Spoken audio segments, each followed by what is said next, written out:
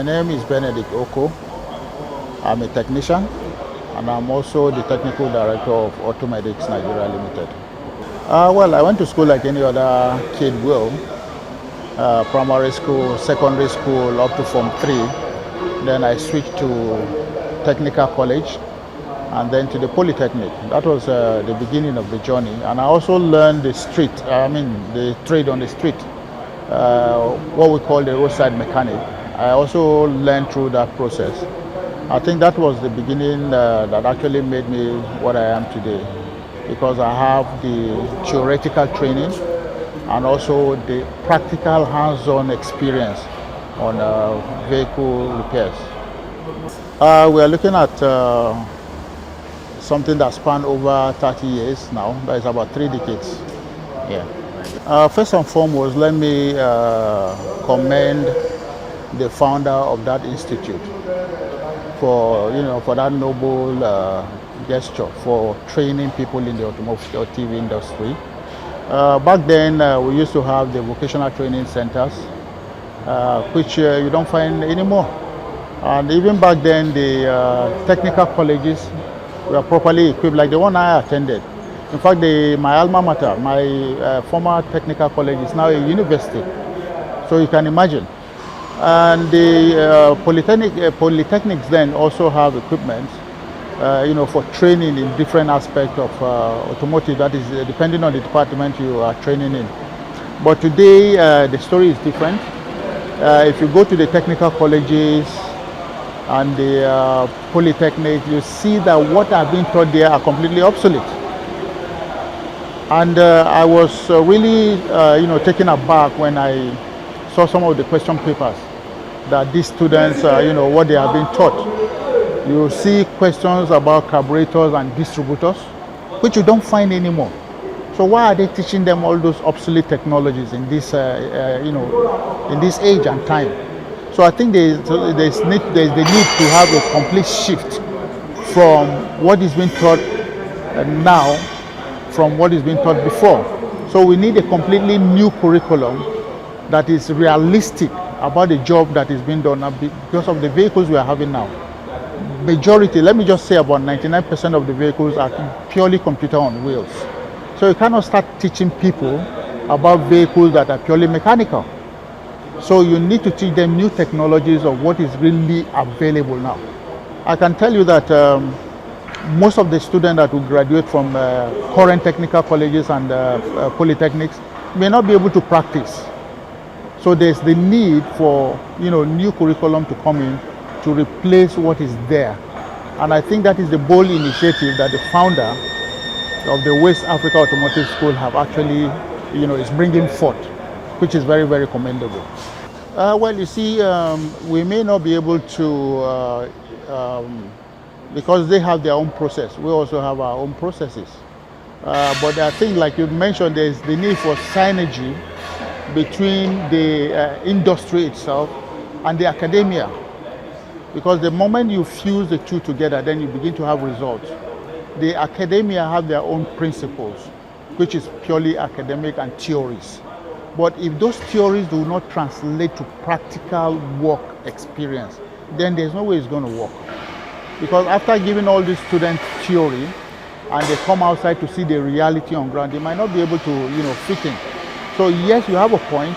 There's that need for that synergy for the two to be synchronized so that everything works perfectly well.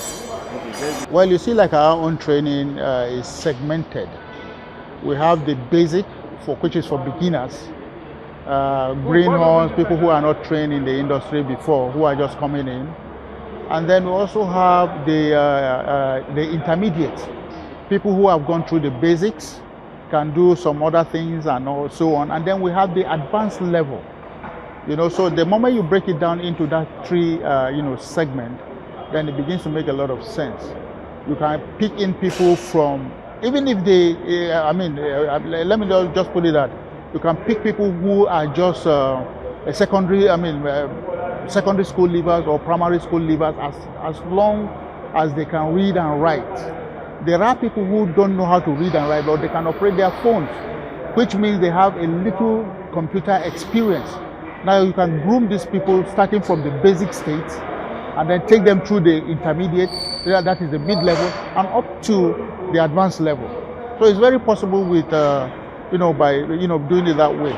Because I don't believe in a system whereby you put everybody to school, they do English language, geography, and all the subjects.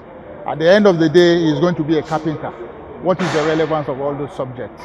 So if you are bringing subjects that are relevant to people's area of interest or the trade in which they want to practice, then it begins to make a lot of sense. Well, I may not be able to give you an in-depth, a syllabus or maybe a course outline of what the basic, intermediate, and advanced is all about. But just like I mentioned earlier, if you have someone who is coming from primary school and somebody who is coming from secondary school, they have different levels. And before you engage them, or before you start teaching them, there is need to carry out an assessment of these people. Then you know where to actually start them from. You understand? So education needs to change, whereby you assess people's IQ and sense of knowledge before you begin to load them with other knowledges. So that is the basic point.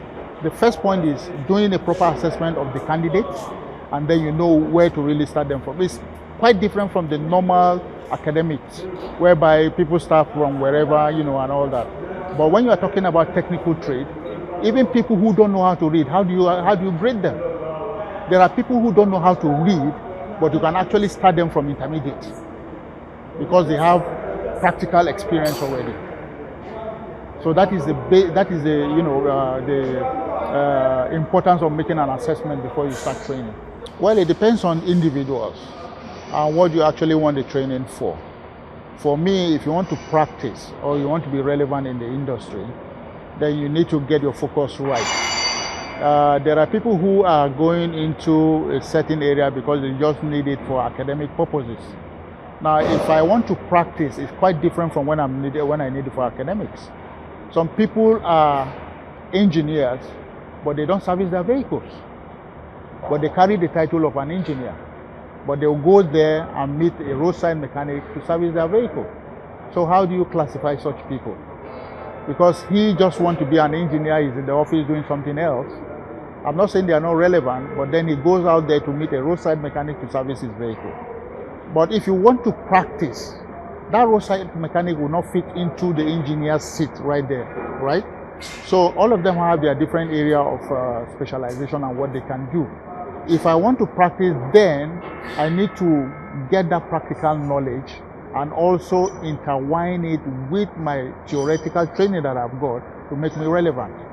Yes, there's no way you'll be able to do today's job by merely practical experience alone.